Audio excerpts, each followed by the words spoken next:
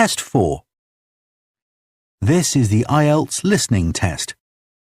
You will hear a number of different recordings and you will have to answer questions on what you hear. There will be time for you to read the instructions and questions, and you will have a chance to check your work. All the recordings will be played once only. The test is in 4 parts. At the end of the test, you will be given 10 minutes to transfer your answers to the answer sheet. Now turn to Part 1.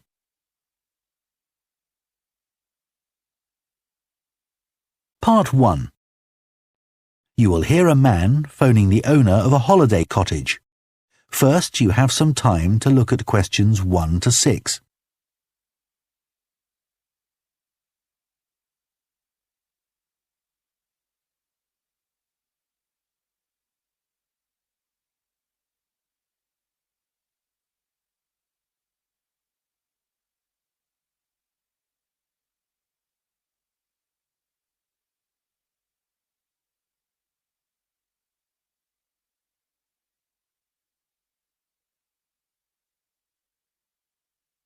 Now listen carefully and answer questions 1 to 6. Hello? Oh, hello. I was hoping to speak to Jack Fitzgerald about renting a cottage. I'm his wife Shirley and we own the cottages together, so I'm sure I can help you. Great. My name's Tom. Some friends of ours rented Granary Cottage from you last year and they thought it was great. So my wife and I are hoping to come in May for a week. What date did you have in mind? The week beginning the 14th, if possible. I'll just check. I'm sorry, Tom, it's already booked that week. It's free the week beginning the 28th, though, for 7 nights. In fact, that's the only time you could have it in May. Oh, well, we could manage that, I think. We'd just need to change a couple of things. How much would it cost? That's the beginning of high season, so it'd be £550 for the week. Ah, that's a bit more than we wanted to pay, I'm afraid. We've budgeted up to £500 for accommodation. Well, we've just finished converting another building into a cottage, which we're calling Chervil Cottage. Sorry, what was that again? Chervil. C-H-E-R-V for Victor, I-L. Oh, that's a herb, isn't it? That's right. It grows fairly wild around here. You could have that for the week you want for £480. OK, so could you tell me something about it, please? Of course. The building was built as a garage. It's a little smaller than Granary Cottage. So that must sleep 2 people as well? That's right. There's a double bedroom. Does it have a garden? Yes, you get to it from the living room through French doors, and we provide 2 deck chairs. We hope to build a patio in the near future, but I wouldn't like to guarantee it'll be finished by May. OK. The front door opens onto the old farmyard, and parking isn't a problem. There's plenty of room at the front for that. There are some trees and potted plants there. Before you hear the rest of the conversation, you have some time to look at questions 7 to 10.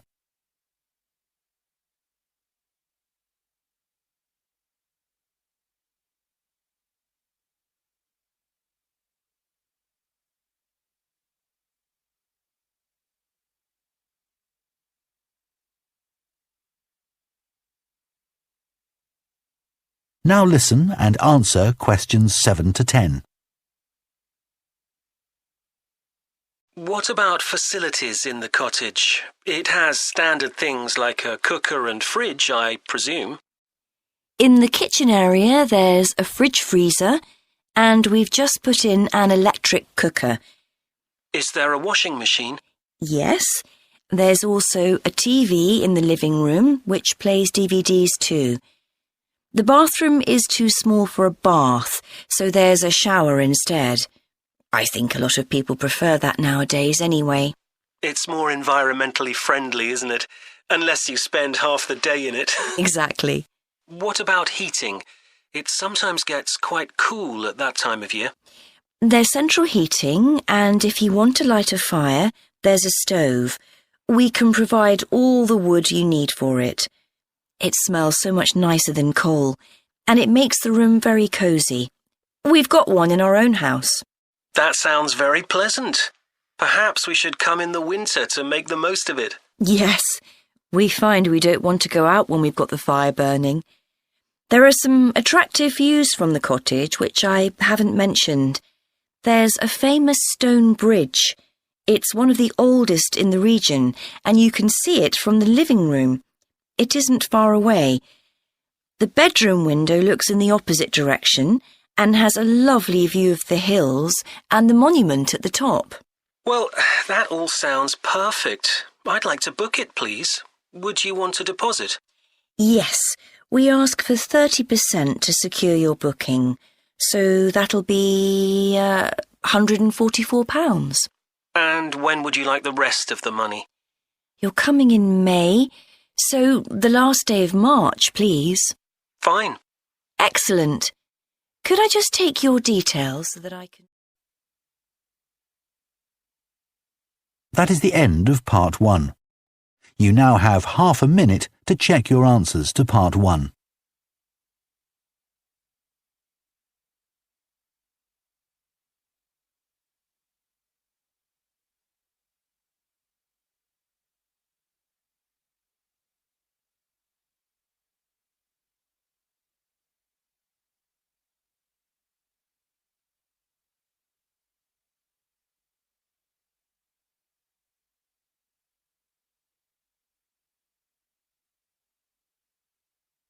Part 2. You will hear a town councillor reporting on the local transport network and a recreation facility. First, you have some time to look at questions 11 to 14.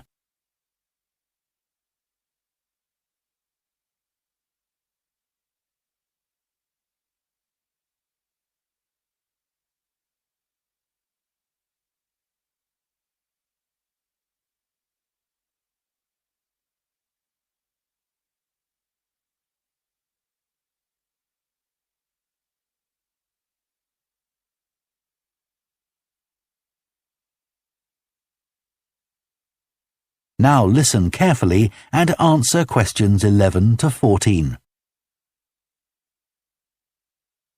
Right, next on the agenda we have traffic and highways. Councillor Thornton. Thank you. Well, we now have the results of the survey carried out last month about traffic and road transport in the town. People were generally satisfied with the state of the roads. There were 1 or 2 complaints about potholes, which will be addressed, but a significant number of people complained about the increasing number of heavy vehicles using our local roads to avoid traffic elsewhere. We'd expected more complaints by commuters about the reduction in the train service, but it doesn't seem to have affected people too much. The cycle path that runs alongside the river is very well used by both cyclists and pedestrians since the surface was improved last year, but overtaking can be a problem, so we're going to add a bit on the side to make it wider. At some stage, we'd like to extend the path so that it goes all the way through the town, but that won't be happening in the immediate future. The plans to have a pedestrian crossing next to the post office have unfortunately had to be put on hold for the time being. We'd budgeted for this to be done this financial year, but then there were rumours that the post office was going to move, which would have meant there wasn't really a need for a crossing. Now they've confirmed that they're staying where they are, but the Highways Department have told us that it would be dangerous to have a pedestrian crossing where we'd originally planned it, as there's a bend in the road there, so that'll need some more thought. On Station Road, near the station and level crossing, drivers can face quite long waits if the level crossing's closed, and we've now got signs up requesting them not to leave their engines running at that time. This means pedestrians waiting on the pavement to cross the railway line don't have to breathe in car fumes. We've had some problems with cyclists leaving their bikes chained to the railings outside the ticket office, but the station has agreed to provide bike racks there. Before you hear the rest of the talk, you have some time to look at questions 15 to 20.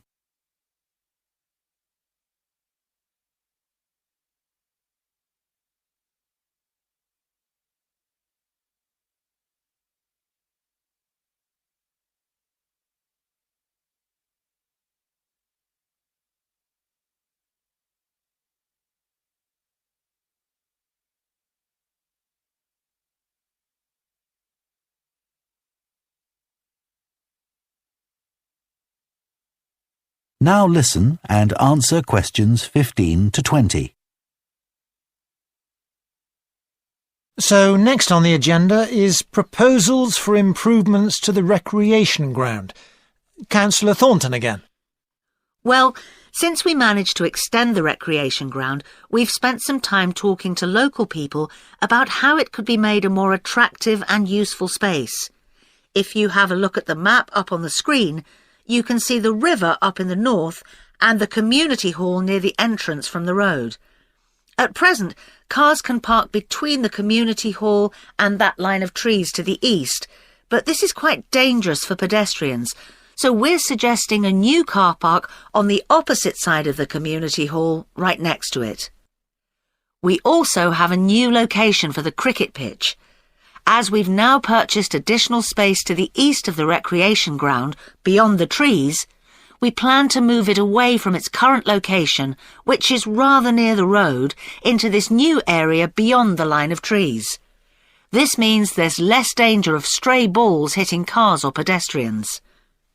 We've got plans for a children's playground, which will be accessible by a footpath from the community hall and will be alongside the river.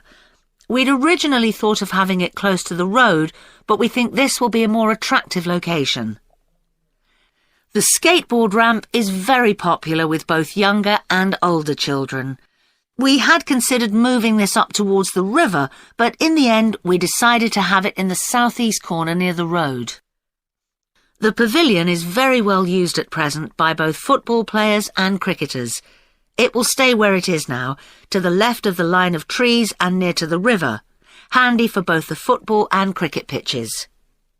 And finally, we'll be getting a new notice board for local information, and that will be directly on people's right as they go from the road into the recreation ground.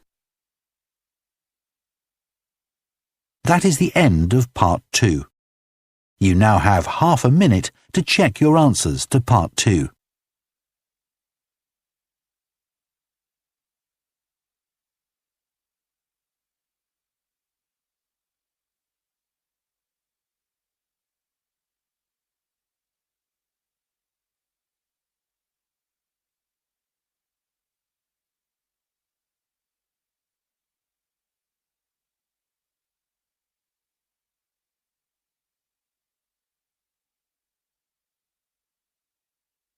Part 3.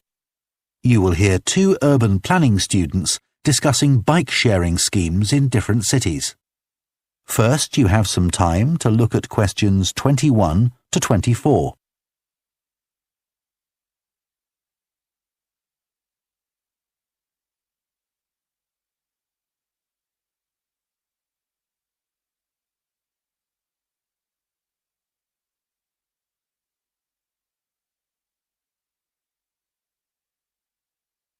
Now listen carefully and answer questions 21 to 24. Now that we've done all the research into bike-sharing schemes in cities around the world, we need to think about how we're going to organise our report. Right. I think we should start by talking about the benefits. I mean, it's great that so many cities have introduced these schemes where anyone can pick up a bike from dozens of different locations and hire it for a few hours. It makes riding a bike very convenient for people. Yes, but the costs can add up, and that puts people on low incomes off in some places. I suppose so. But if it means more people in general are cycling rather than driving, then because they're increasing the amount of physical activity they do, it's good for their health. OK, but isn't that of less importance? I mean, doesn't the impact of reduced emissions on air pollution have a more significant effect on people's health? Certainly in some cities, bike sharing has made a big contribution to that, and also helped to cut the number of cars on the road significantly. Which is the main point. Exactly. But I'd say it's had less of an impact on noise pollution because there are still loads of buses and lorries around. Right. Shall we quickly discuss the recommendations we're going to make? In order to ensure bike sharing schemes are successful? Yes. OK. Well, while I think it's nice to have really state-of-the-art bikes with things like GPS, I wouldn't say they're absolutely necessary.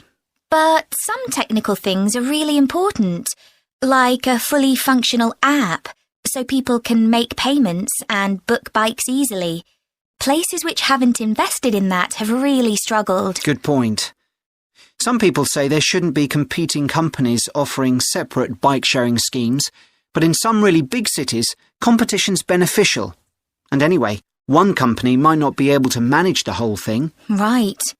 Deciding how much to invest is a big question. Cities which have opened loads of new bike lanes at the same time as introducing bike-sharing schemes have generally been more successful. But there are examples of successful schemes where this hasn't happened. What does matter, though, is having a big publicity campaign. Definitely. If people don't know how to use the scheme or don't understand its benefits, they won't use it. People need a lot of persuasion to stop using their cars. Before you hear the rest of the discussion, you have some time to look at questions 25 to 30.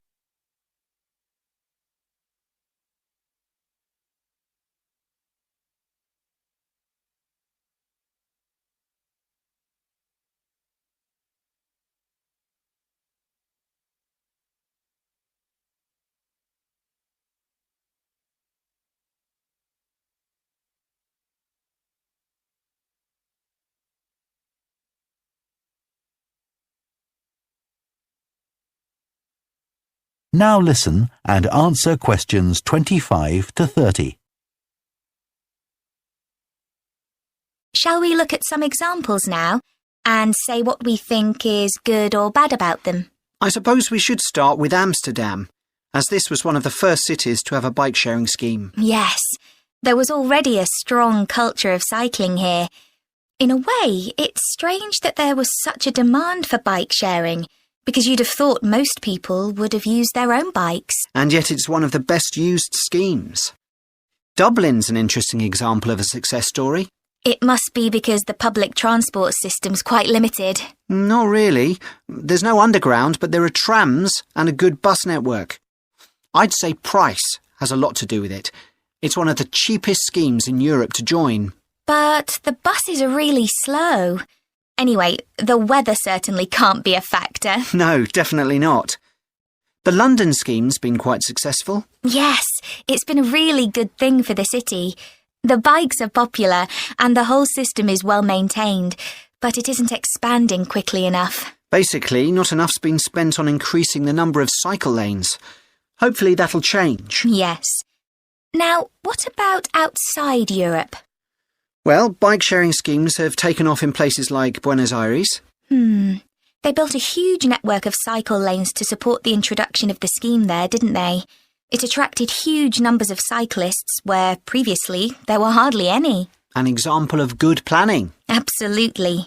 New York is a good example of how not to introduce a scheme.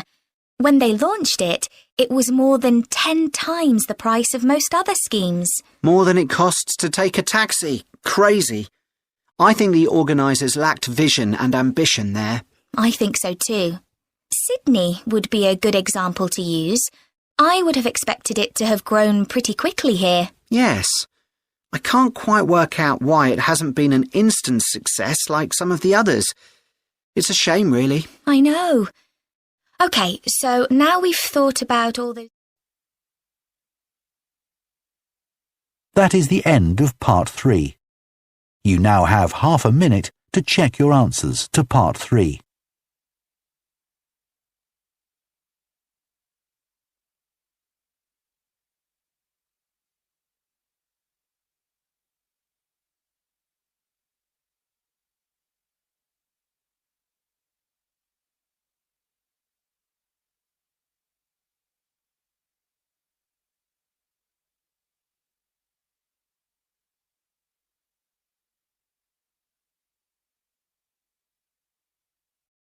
Part 4. You will hear part of an environmental science lecture about a large bird called the dodo, which is now extinct. First, you have some time to look at questions 31 to 40.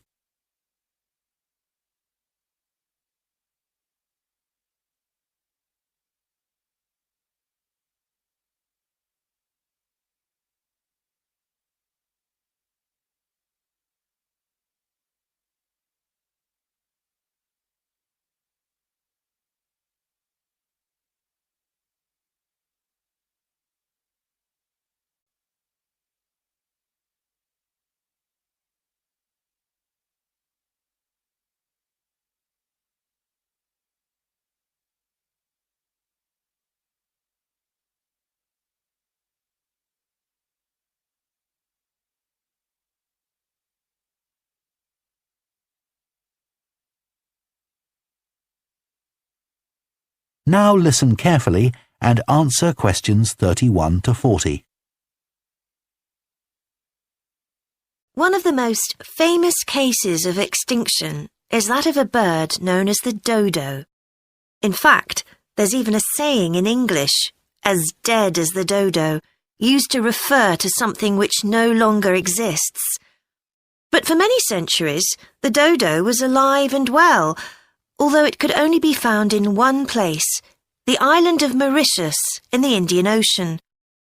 It was a very large bird, about 1 metre tall, and over the centuries it had lost the ability to fly, but it survived happily under the trees that covered the island. Then, in the year 1507, the first Portuguese ships stopped at the island. The sailors were carrying spices back to Europe and found the island a convenient stopping place where they could stock up with food and water for the rest of the voyage, but they didn't settle on Mauritius. However, in 1638, the Dutch arrived and set up a colony there. These first human inhabitants of the island found the dodo birds a convenient source of meat, although not everyone liked the taste. It's hard to get an accurate description of what the dodo actually looked like. We do have some written records from sailors and a few pictures, but we don't know how reliable these are. The best-known picture is a Dutch painting in which the bird appears to be extremely fat, but this may not be accurate. An Indian painting done at the same time shows a much thinner bird. Although attempts were made to preserve the bodies of some of the birds, no complete specimen survives. In the early 17th century, 4 dried parts of a bird were known to exist. Of these, 3 have disappeared, so only one example of soft tissue from the dodo survives, a dodo head. Bones have also been found, but there's only one complete skeleton in existence.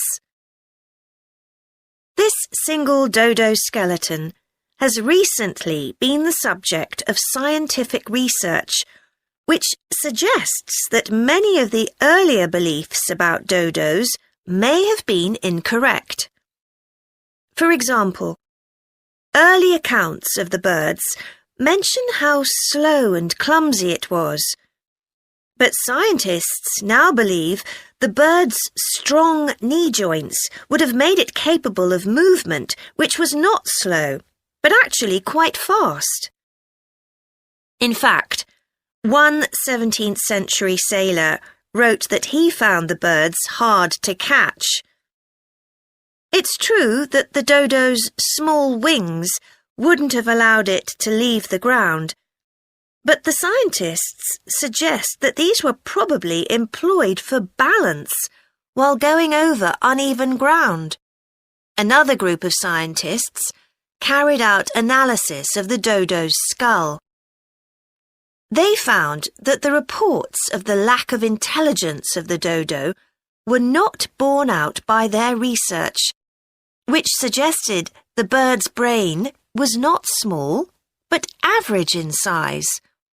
In fact, in relation to its body size, it was similar to that of the pigeon, which is known to be a highly intelligent bird.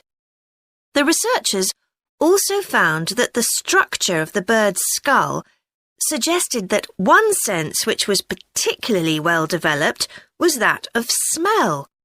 So the dodo may also have been particularly good at locating ripe fruit and other food in the island's thick vegetation.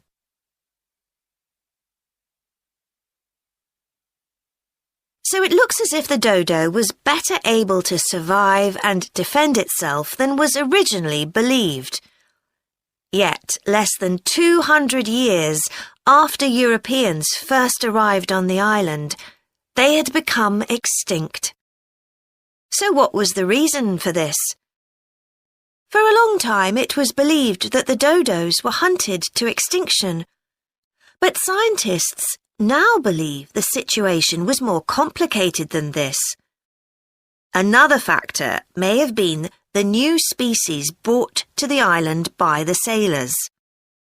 These included dogs, which would have been a threat to the dodos, and also monkeys, which ate the fruit that was the main part of the dodo's diet. These were brought to the island deliberately. But the ships also brought another type of creature, rats, which came to land from the ships and rapidly overran the island. These upset the ecology of the island, not just the dodos, but other species too. However, they were a particular danger to the dodos because they consumed their eggs.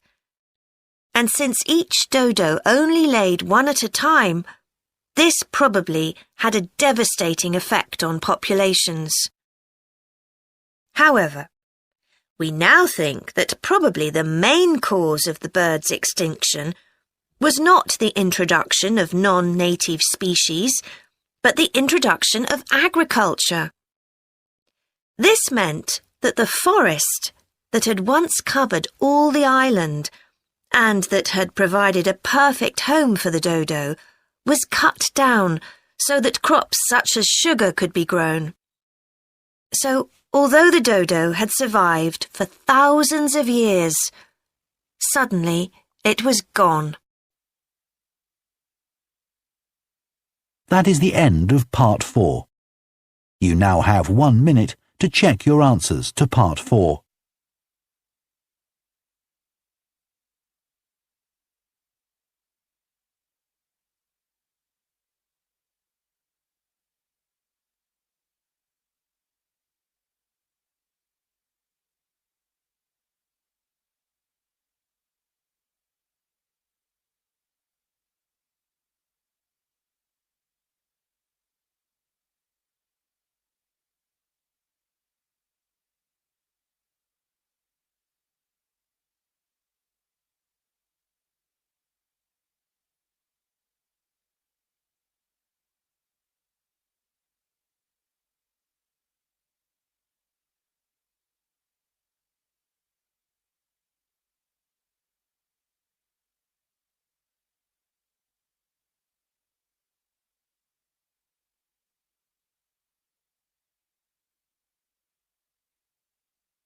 That is the end of the listening test.